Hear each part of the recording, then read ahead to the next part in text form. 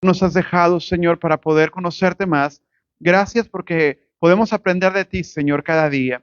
Te adoramos, Jesús. Amén y amén. Vamos al libro de Marcos, capítulo 1.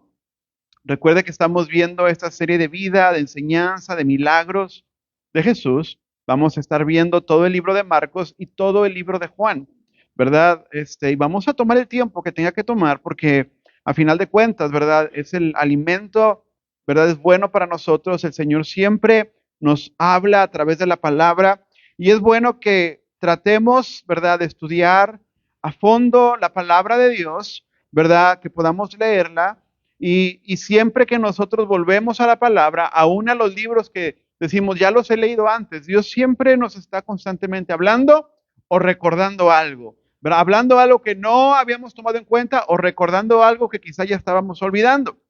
Y hoy vamos a hablar acerca de este poder de Jesús que libera la vida de la gente, ¿verdad? Vamos a ver el poder que libera. La semana pasada, si usted recuerda, vimos a Jesús haciendo un llamado a Pedro, a Andrés, a Juan y a Jacobo, ¿verdad? Que eran pescadores.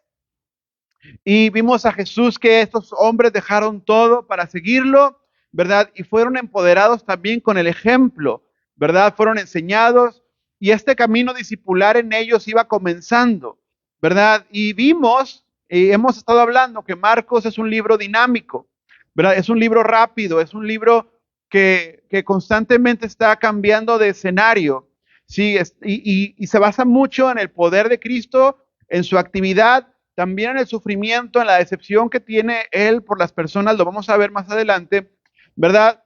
Y cuando leemos Marcos podemos enfocarnos en Jesús, que es el enfoque principal, pero también no tenemos que perder de vista la perspectiva de los discípulos y no tenemos que perder de vista la perspectiva de la gente que está frente a Jesús, porque son cosas que están pasando alrededor, ¿verdad? Nosotros lo podemos leer, haga de cuenta que somos como un dron, ¿verdad? Que estamos arriba del escenario viendo todo lo que está pasando y podemos ver a Jesús y a los discípulos y a la gente según la visión de Marcos, ¿verdad?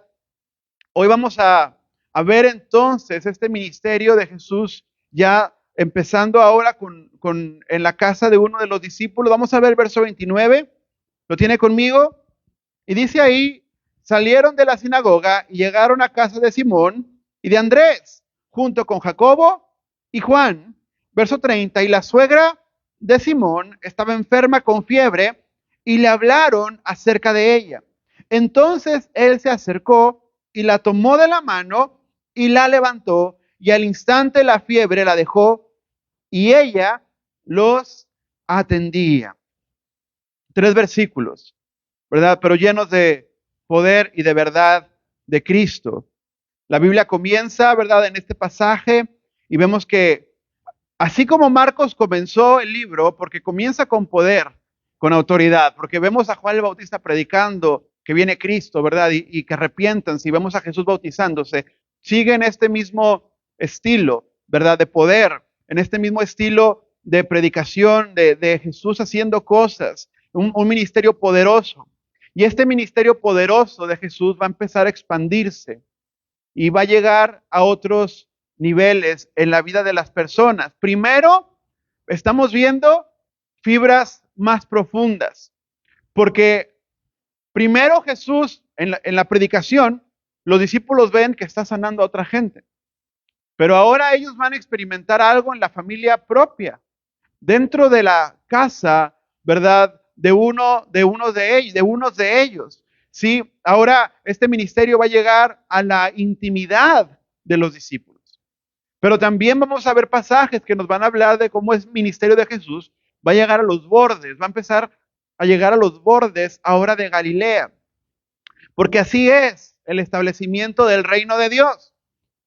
No se trata de que todos vayan a una base. Cristo nunca dijo, voy a construir aquí en Galilea mi castillo, mi guarida secreta, ¿verdad? Mi baticueva, sino que, y para que todos vengan aquí, sino que la idea de Jesús es expandir, si no es que vengan, ¿verdad? Todos a la base secreta de Jesús, sino que Jesús a través de los discípulos y de la iglesia va a ser escuchado en los rincones de la tierra, ¿verdad? El reino de Cristo así es.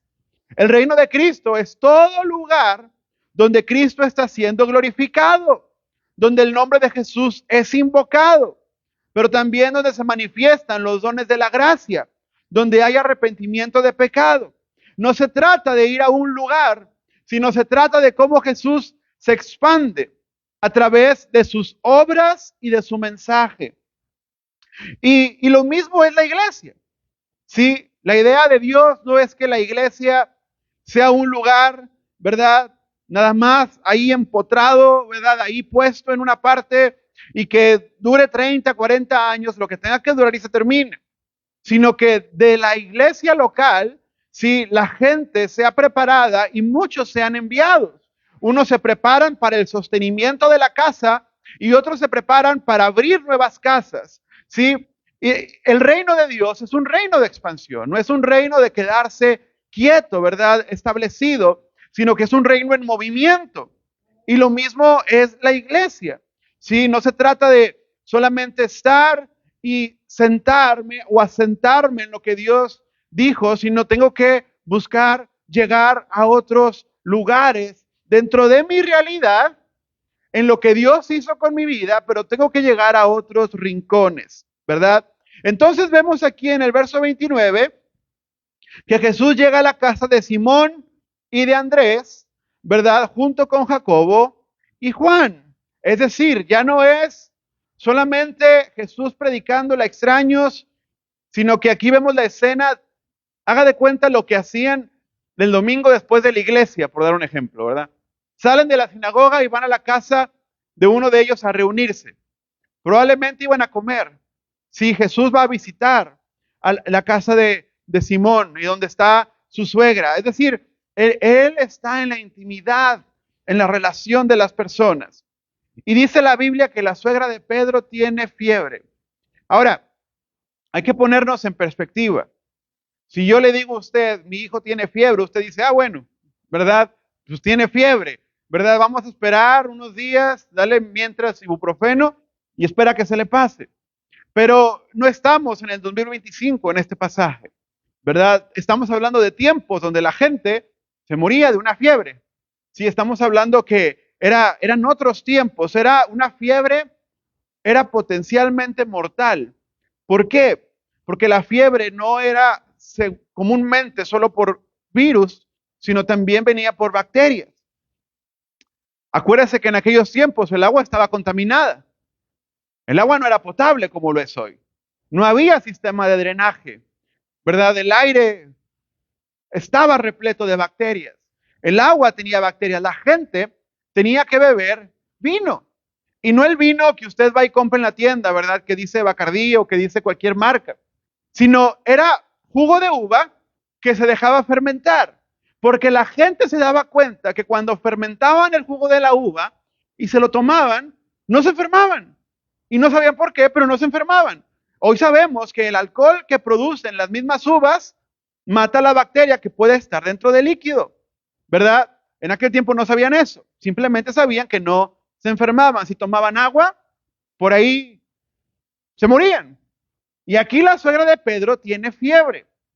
Pero, es decir, tiene una fiebre que la puede matar, que puede acabar con su vida, ¿verdad? La medicina no tenía los avances que tenemos hoy. Ahora, si es la suegra de Pedro, suponiendo que Pedro se casó con una mujer más o menos de su edad, y tomando en cuenta que la gente en esa época tenía hijos a los 15 años, probablemente la suegra tenía entre sus 35, sus 40, y era más o menos el rango de vida promedio de mucha gente, ¿verdad? Es decir, ya una persona en sus 35 y con fiebre, pues ya, ¿verdad? Era algo de cuidado, era algo grave. Lo que quiero decir es que la equivalencia de lo que la Biblia nos dice es como si dijéramos, hay una mujer que está en el hospital y que está grave. Haga de cuenta que era lo que estaba pasando con la suegra de Pedro, ¿verdad? Para nosotros sería eso. Ahora, ¿por qué Jesús va con esta mujer?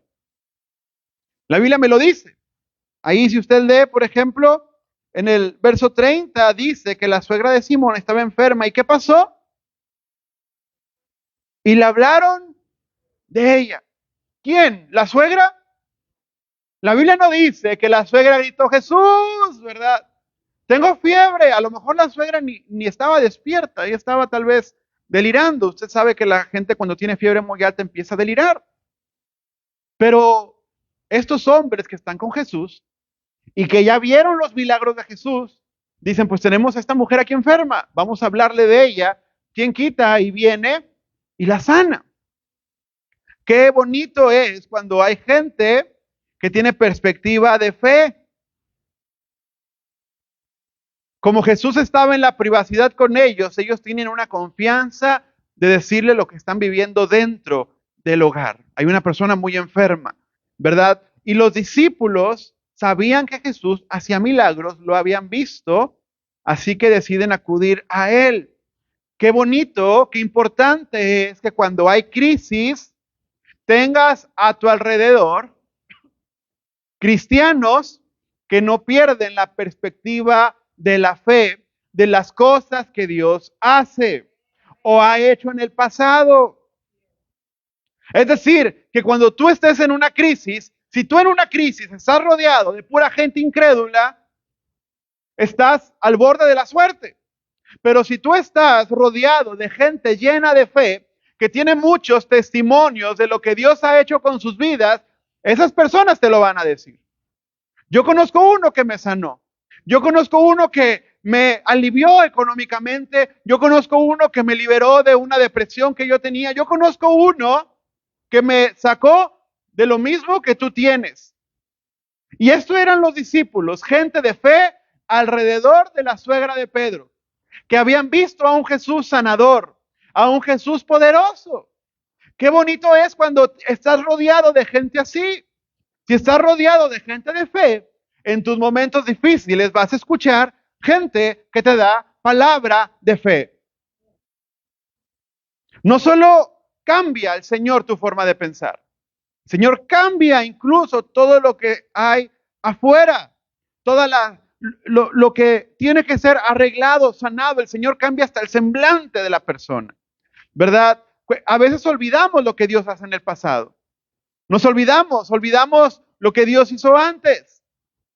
Hay siempre en un grupo de creyentes, hay un grupito que se olvida. Es decir, tienen fe para salvación, pero no creen que esa fe, no creen que ese Jesús puede seguir actuando hoy en día. O que sí tienen fe para que Jesús cambie lo que hay dentro, pero no para que cambie lo que hay fuera. Y hay personas que requieren gente alrededor que esté constantemente recordándoles el poder que tiene Cristo. ¿Qué requería la suegra de Pedro? Porque ¿qué hacemos los cristianos, amado?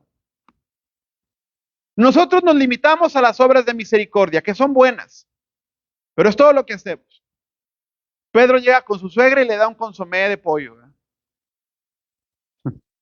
Llega Andrés y le da un jumex de mango.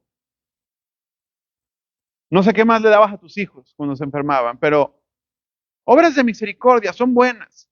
Pero en primera instancia ella requería una sanidad. Ella requería que alguien con la llenura del Espíritu orara por ella y le diera la oportunidad de quizás ser sana, si a Dios le placía. Entonces, qué importante es que haya cristianos que tengan esas convicciones, ¿verdad? Porque tal vez no depende de Pedro, no depende de ti si una persona sana o no. Tú debes orar con fe. Depende del Rey de Reyes, de su voluntad, pero tú no puedes cerrar la puerta a lo que Dios quiere hacer. No debe bastarte solamente con ofrecer misericordia. Tienes que procurar que el poder del Señor se manifieste en la vida de la gente. Por eso lo importante de orar por enfermos. Si no, el agua de vida está, el Espíritu Santo está que quiere fluir a través de ti, pero tú eres una presa, una puerta cerrada. Nada sale, ¿verdad? No extiendes tu mano, no hablas, no das tu consejo. La palabra de sabiduría está en tu boca, pero pues nunca hablas. No dices la palabra, no puede fluir lo que el Señor tiene a través de tu vida. No extiendes tu mano, por eso no sale. Todo está atrapado, ¿verdad? Como en una presa. En lugar de ser un río, todo está en el mismo lugar, es un lago quieto. Tú no puedes ser la puerta que estorba el mover de Dios. A lo mejor Dios específicamente te ha puesto frente a personas mucho más necesitadas que tú, que han pasado cosas que tú pasaste y que tú has salido de ellas, pero nos hemos convertido, ¿verdad?, en puertas cerradas. Y no fluye de nosotros el poder del Espíritu Santo para librar a la gente de la crisis en la que está metida y sujeta por causa del pecado.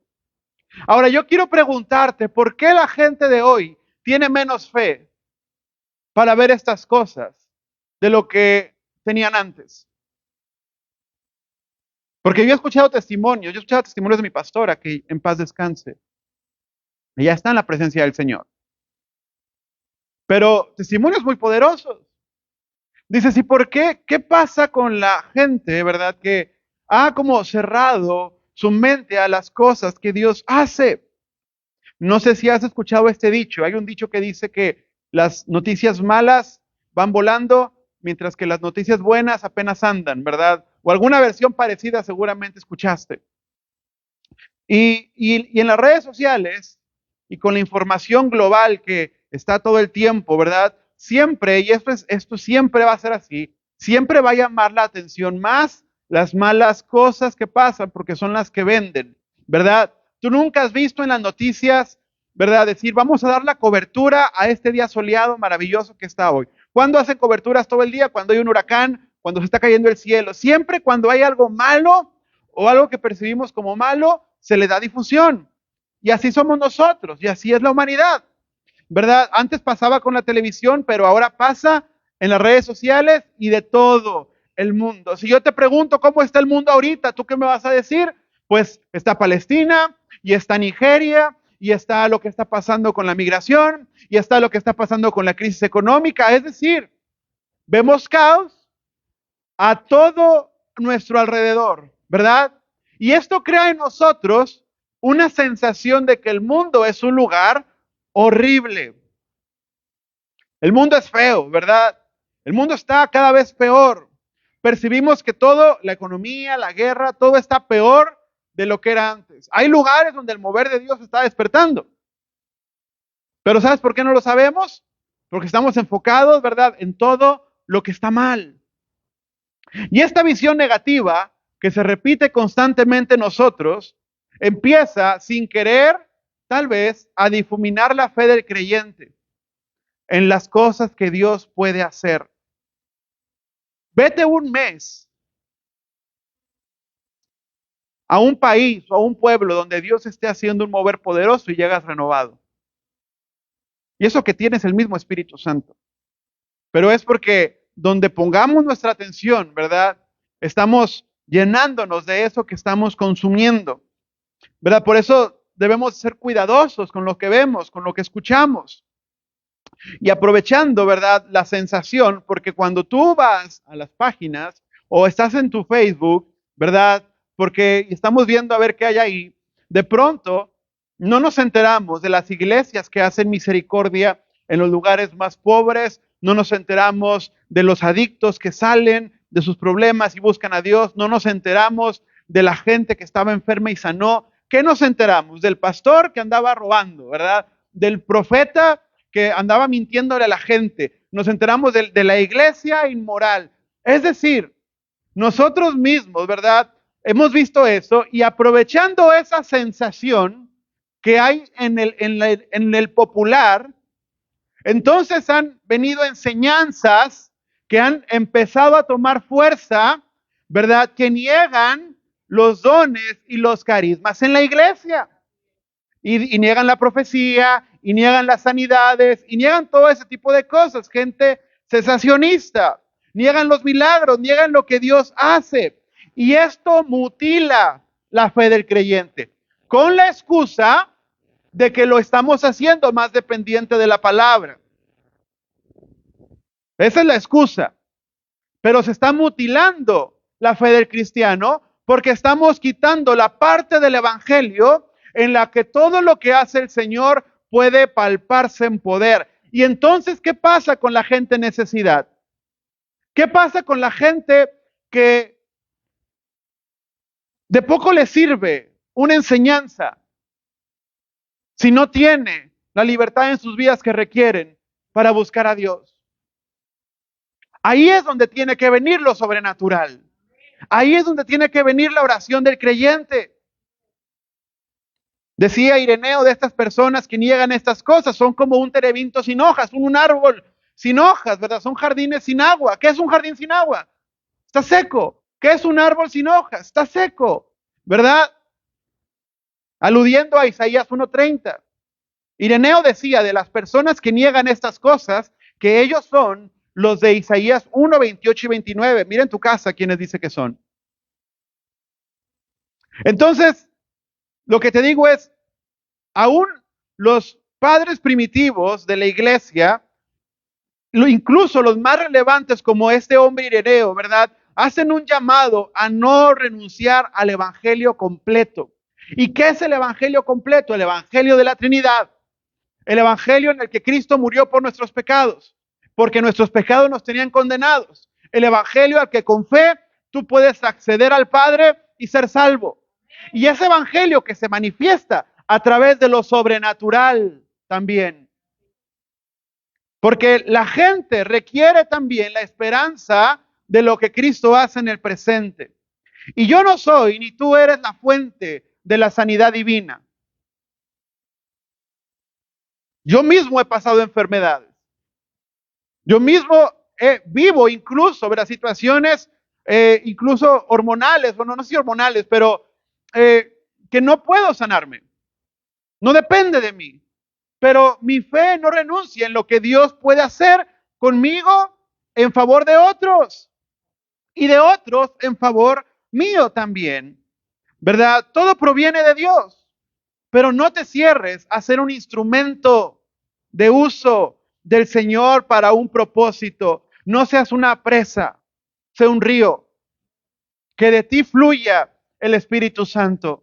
Que fluya de tus manos cuando oras por enfermos. Que fluya de tu boca cuando hables la palabra de Dios.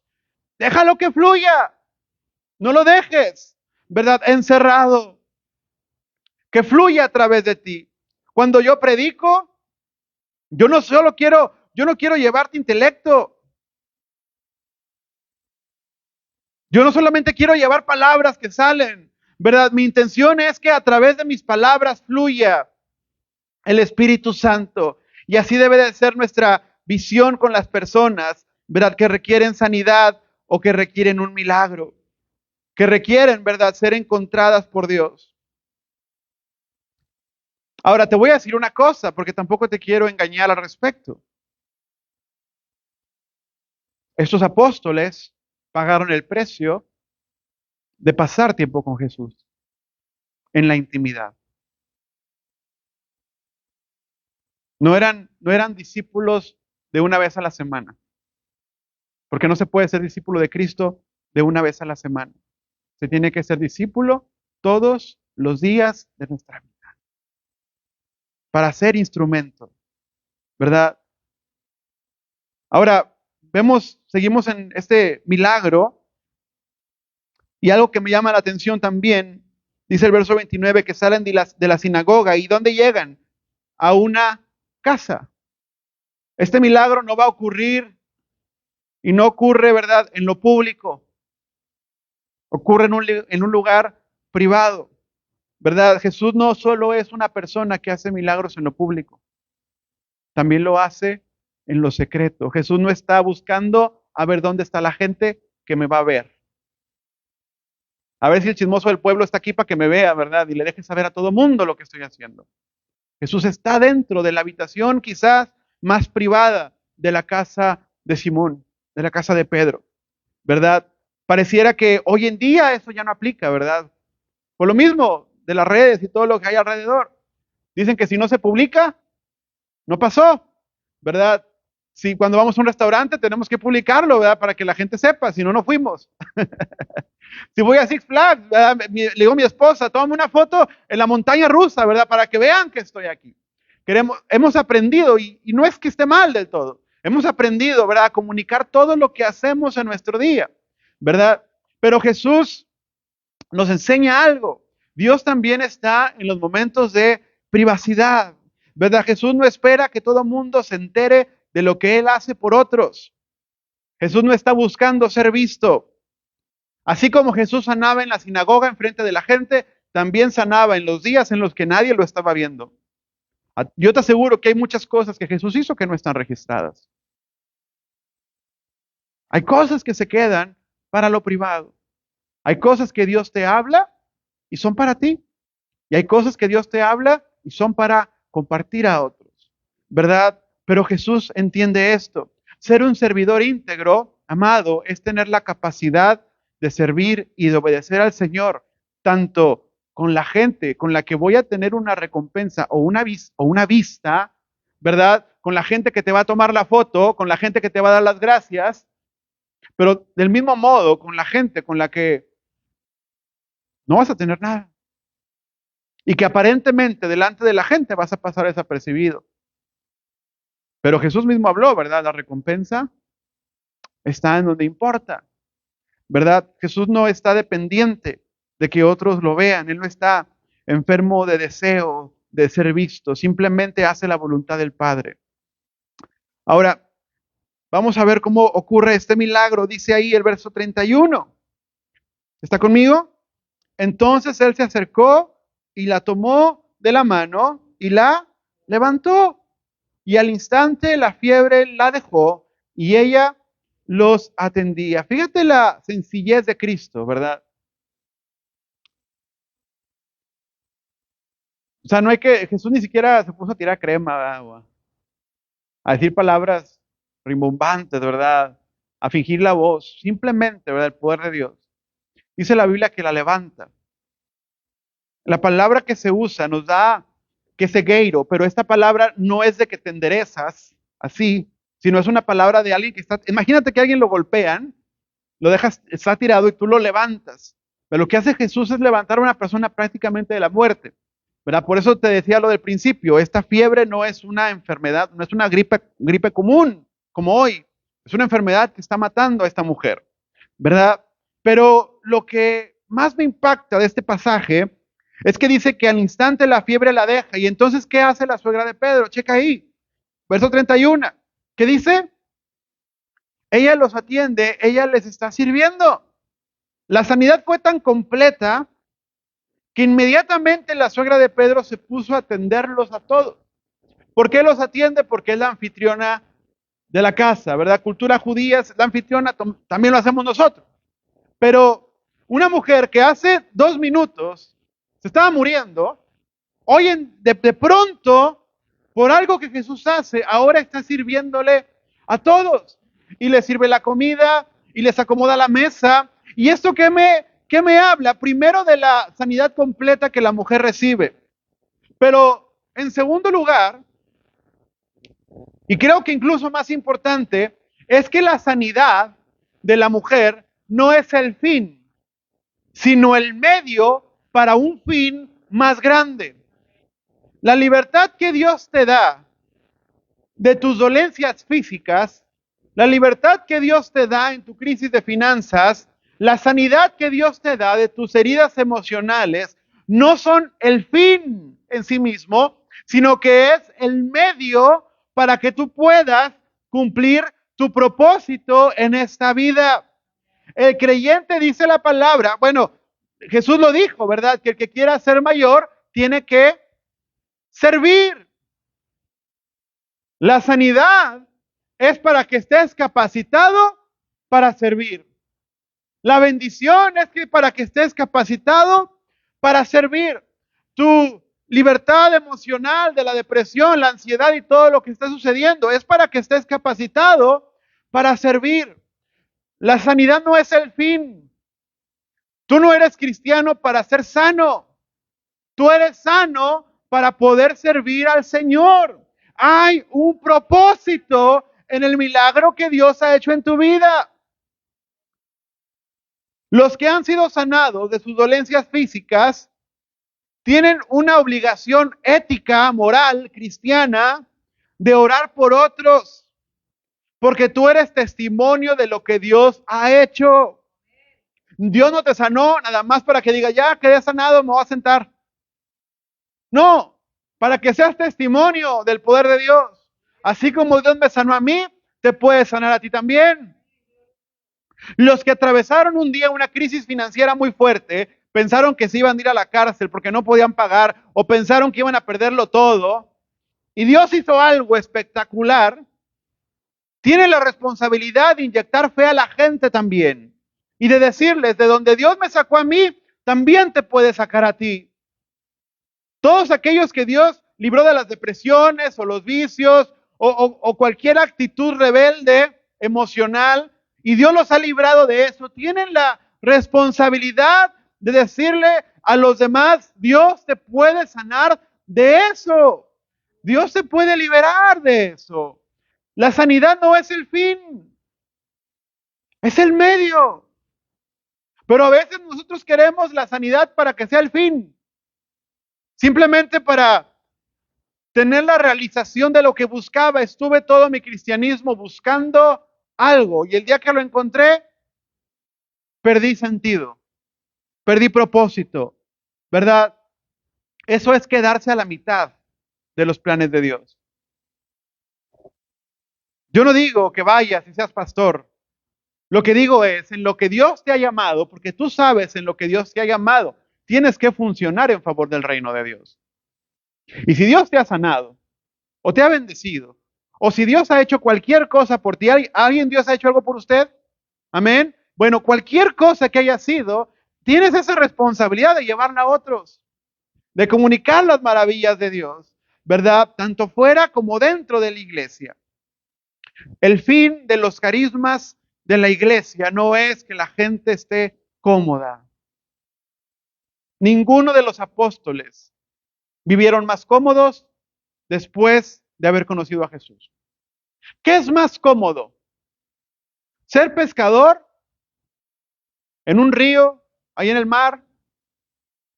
¿O ser molestado por los fariseos, saduceos, ser perseguido por Roma y ser sacrificado? ¿Qué es más cómodo? No es que Pedro tenía que ser apóstol para ser salvo. Pudo haber seguido a Jesús y ser pescador también. Nada más que tiene otro llamado. El fin de los carismas no es la comodidad, es el empoderamiento del creyente para poder servir al Señor con eficacia. Dios en muchos deposita dones para servir a otros. Nada más que algo pasó en el medio que mucha gente entendió que los dones eran para presumir, para dar espectáculo. Y entonces cuando llegaron estos, llegaron los otros de los que hablamos al principio, para aprovecharse del ejemplo de los malos y entonces negar todos los dones del Señor.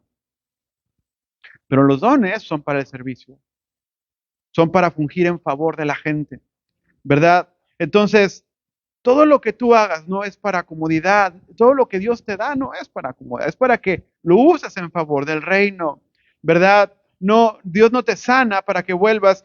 Mucha gente dice, quiero que Dios me sane de esto, ¿verdad? Pero lo que quieren es volver a los vicios, a los que ya no pueden ir porque ya están enfermos, ¿verdad? Porque cuando estaban sanos podían hacerlo y ya no pueden.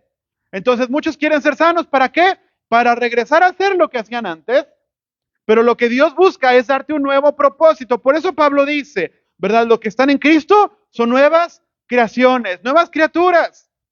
Las cosas viejas pasan y todas son hechas nuevas. Nuevo propósito, nueva razón de vida, nueva forma de entender la vida, ¿verdad? Es lo que Dios hace. La suegra de Pedro no es sanada para que siga enferma, es sanada para que se levante y haga conforme a lo correcto. Esta mujer pudo servir a Jesús. Tuvo el privilegio de quizás darle un plato de comida a Jesús. cosa que nunca hubiera podido haber hecho enferma. Pero ¿qué hubiera pasado si esta mujer hubiese sido de esas personas que les gusta estar enfermos porque les gusta ser atendidos? Me decía una persona una vez, y nunca lo había visto así, me dice que hay gente que no quiere ser sana porque quiere seguir recibiendo sus cheques. Y quiere seguir que lo busquen y que lo traten, ¿verdad? Y hay gente que no quiere ser sana. Pero esta mujer que se levanta, Jesús la sana, pero la levanta, no para que se quede enferma, no para que se quede dormida, sino para que haga conforme a la voluntad de Dios y tenga el privilegio de servir a Cristo. ¡Wow! Vamos al verso 32.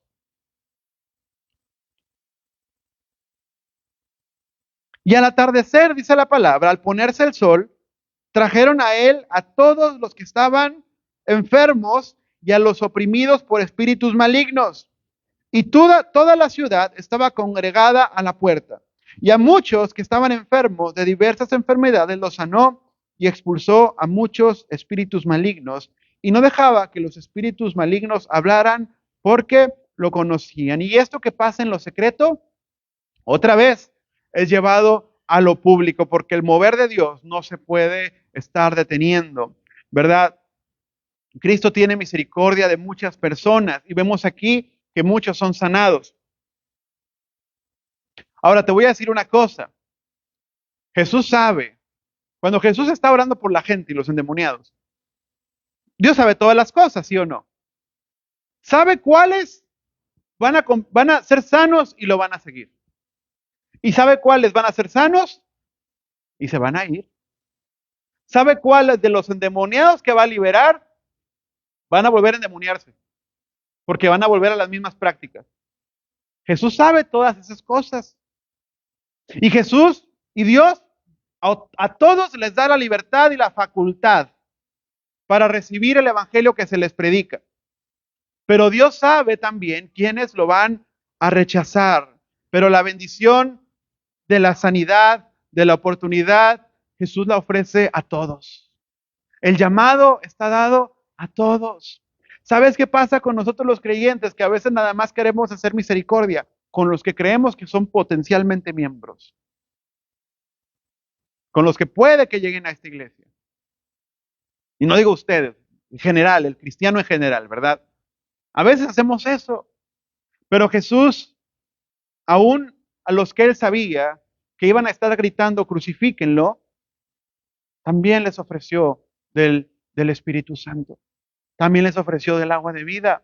También les ofreció del pan de vida y les ofreció de la salvación y de la sanidad. Por eso decimos que la gracia es para todos. Si las personas, mira, si las personas solo pudieran ser salvas por una elección incondicional del Padre, entonces Jesús yendo a sanar a los que sabe que no son escogidos ni elegidos y que Él no los quiso escoger, pero sí los va a sanar, sería un acto de proselitismo nada más. Sería un acto de, pues como un político, ¿verdad? Que va y besa bebés. Al fin se va a olvidar de ellos al rato. Pero Jesús en verdad está ofreciendo la salvación y la oportunidad. No desaproveches las oportunidades que tienes de caminar para el Señor. Porque cada día que te levantas es tu oportunidad de ser fiel a Cristo. Amén. Entonces es en la libertad que tienes. ¿Sí? Ahora te voy a decir otra cosa también. Porque aunque Cristo a muchos les predicó, y eso que era Cristo, muchos no lo siguieron, ¿verdad? No todo va a depender de ti. Hay gente, porque no quiero que te sientas culpable, hay personas a las que tú les vas a llevar de tu cristianismo, les vas a llevar de tu espiritualidad, les vas a llevar de tu bendición que tienes a Cristo contigo, y aún así que las personas van a beneficiarse de ti, de tu oración, de tu consejo, aún así no van a seguir a Jesús, ni van a arrepentirse de sus caminos. Y hay unos que van a empezar a seguir a Cristo por causa tuya y van a ser discípulos tuyos, que eres discípulo de Cristo, van a empezar a imitarte, pero a mitad del camino, ¿sabes qué van a hacer? Van a claudicar muchos de ellos también. Es algo que va a pasar, está en los evangelios, está en las parábolas. Y no va a ser por ti, ¿sí? No es porque en la iglesia no haya herramientas. Hay gente que va incluso a llegar a esta iglesia y va a estar un tiempo y se va a ir y se va a apartar. No porque no hubiera habido herramientas, no porque no haya enseñanza o predicación o personas de fe en la comunidad cristiana. Simplemente, ¿verdad? Porque la persona decidió apartarse del Señor y claudicar en su fe. Entonces las sanidades no siempre van a bastar. Jesús aquí está sanando a mucha gente, liberando a muchos endemoniados, pero de esos, la gran mayoría incluso no lo van a seguir, porque van a escuchar a los viejos fariseos que les van a hablar de sus doctrinas viejas, ¿verdad? Y de las ideas que ellos tienen del pasado. Si tú vas a los Hechos, en el libro de los Hechos vas a ver algo muy importante. ¿Cuántas personas están en el aposento alto esperando el Espíritu Santo? ¿Alguien sabe? ¿Cuántas dice la Biblia? 120. 120 personas esperando al Espíritu Santo. ¿Cuántos alimentó Jesús? Según Juan, 5,000. 5,000 vieron el milagro de la multiplicación en primera persona, sin contar mujeres y niños.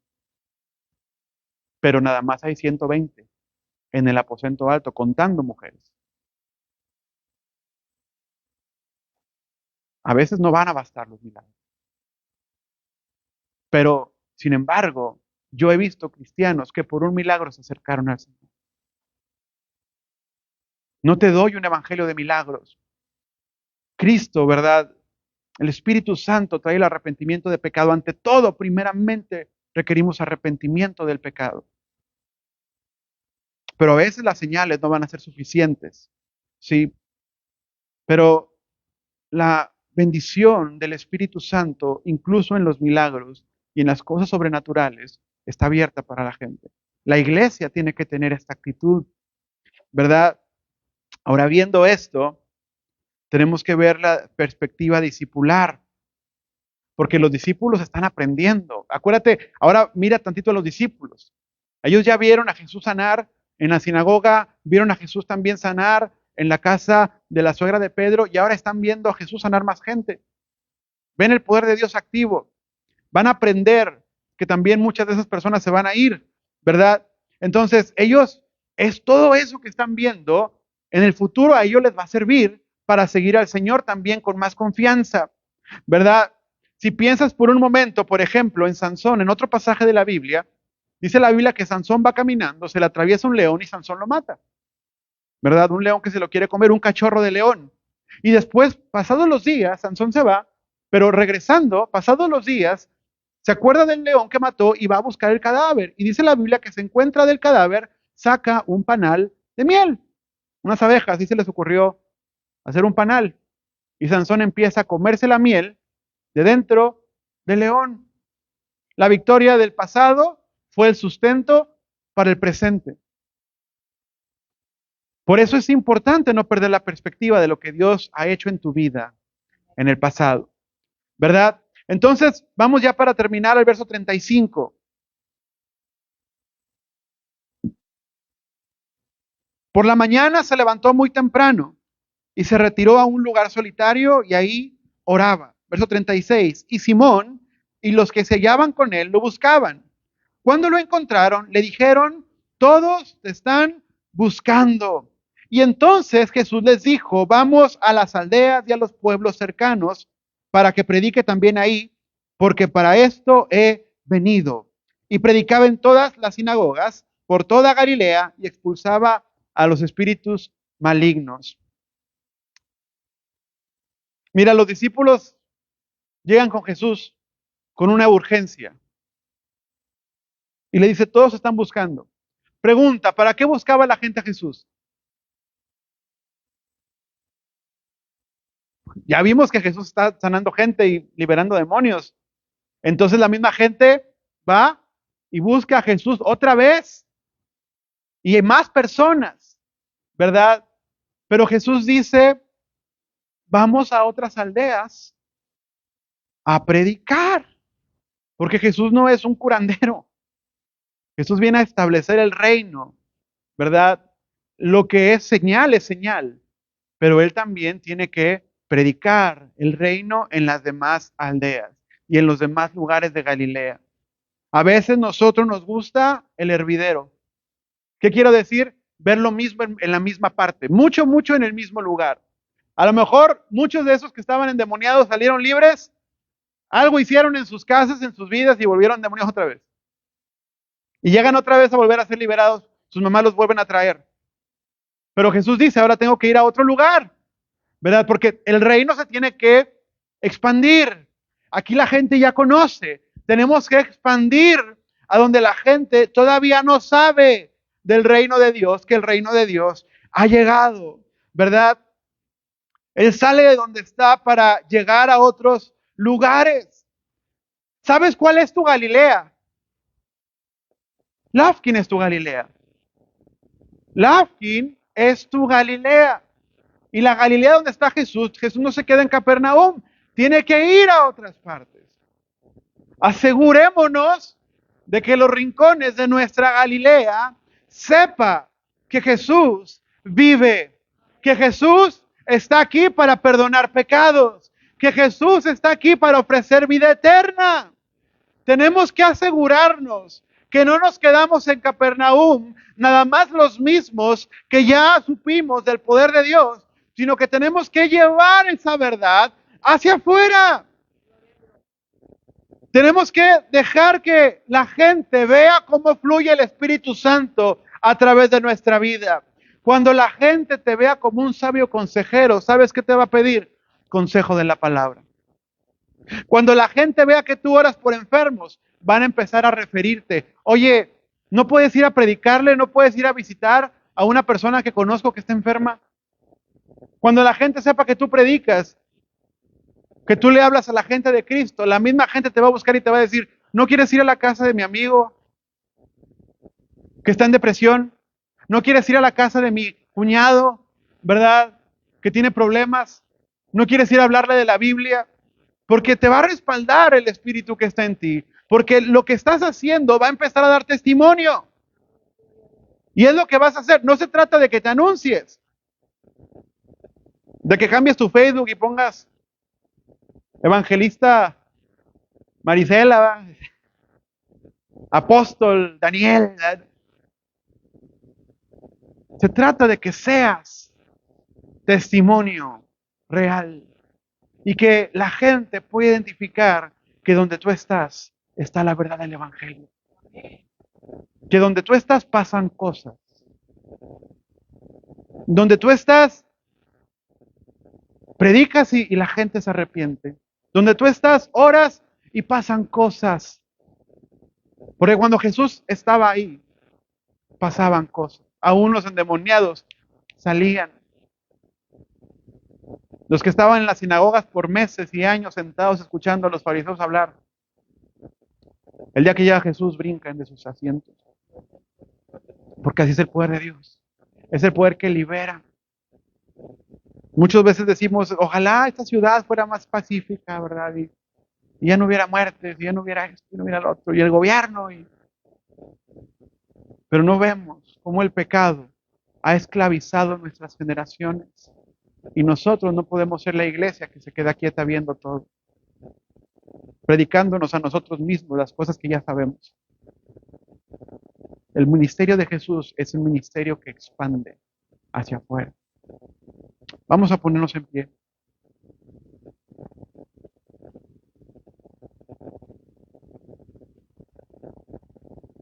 Te voy a invitar a que cierres tus ojos,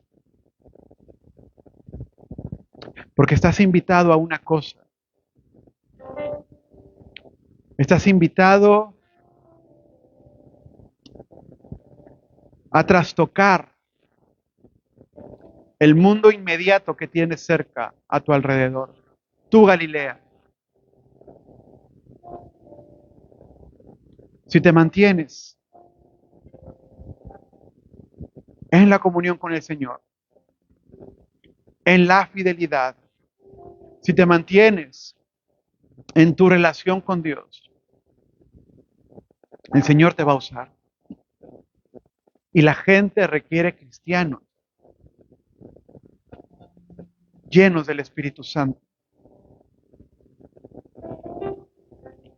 La gente requiere cristianos que realmente estén llenos del poder de Dios para predicar. Cada quien según su don, pero lleno del Espíritu. Por eso es muy egoísta si yo no me mantengo. Cuando yo como cristiano no me mantengo en mi fe, es una actitud egoísta, porque sabiendo dónde está la libertad, no la procuro y no la procuro para la gente.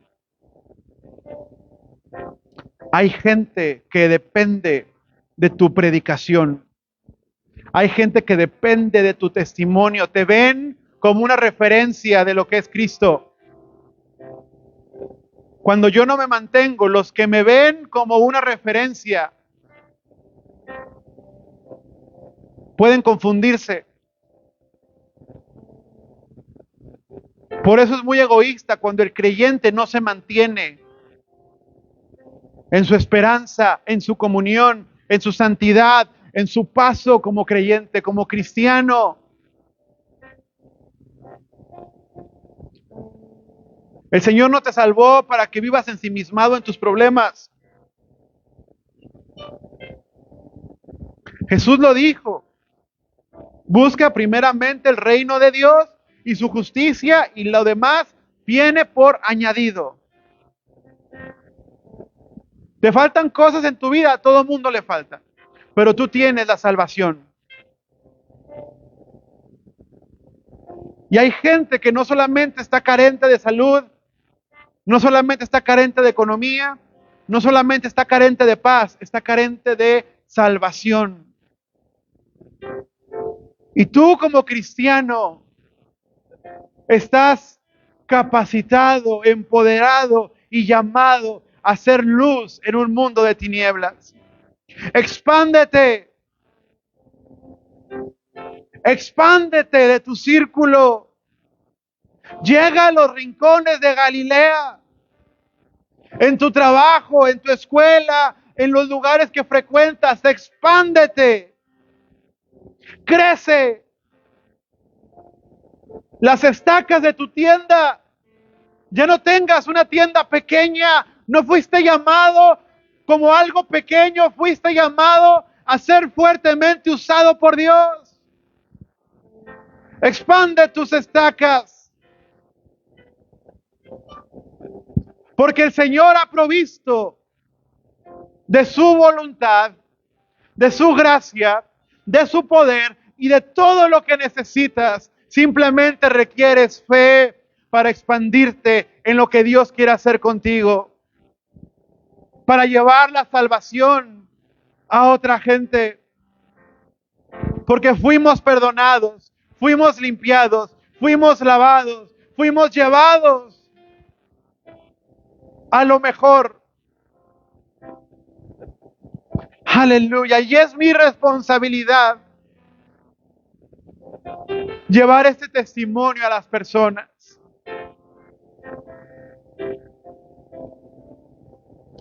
Aleluya.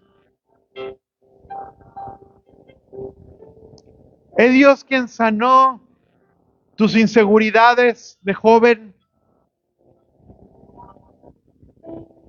Es Dios quien sanó tus problemas de autoestima a causa de una familia decadente.